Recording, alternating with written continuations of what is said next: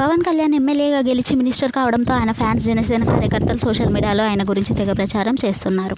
అయితే పవన్ కళ్యాణ్ మాజీ భార్య రేణు దేశాయ్ కూడా తన మాజీ భర్త పవన్ కళ్యాణ్కి శుభాకాంక్షలు తెలుపుతూ వీడియోలు పోస్ట్ చేసింది. తన కొడుకు అకీరా పోస్ట్ పెట్టి సంతోషం వ్యక్తం చేసింది. అయితే నిత్యం సోషల్ మీడియాలో ఆమెకు పవన్ కళ్యాణ్ అభిమానులు రకరకాల కామెంట్స్ పెడుతూ తెగ ఇబ్బంది పెడుతున్న విషయం తెలిసిందే. నా పర్సనల్ లైఫ్లోకి పవన్ కళ్యాణ్ని తీసుకురాకండి అంటూ ఆయన అభిమానులను చాలాసార్లు వేడుకుంది రేణు దేశాయ్. అయినా సరే పవన్ ఫ్యాన్స్ ఆమె పోస్టులకి పవన్ కళ్యాణ్కి లింక్ పెడుతూనే ఉన్నారు.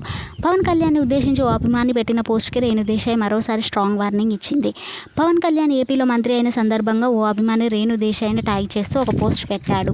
దానికి ఆమె గట్టిగానే బదులిచ్చింది. వదిన గారు, మీరు కొన్ని రోజులు ఓపిక పట్టి ఉంటే బాగుండేది. ఒక దేవుణ్ణి పెళ్లి చేసుకొని ఆయన అంతరంగం తెలియకుండా వెళ్ళిపోయారు. కానీ ఇప్పుడు ఆయన విలువ మీకు తెలిసింది. ఏది ఏమైనా విధి ప్రతిదీ నిర్ణయిస్తుంది.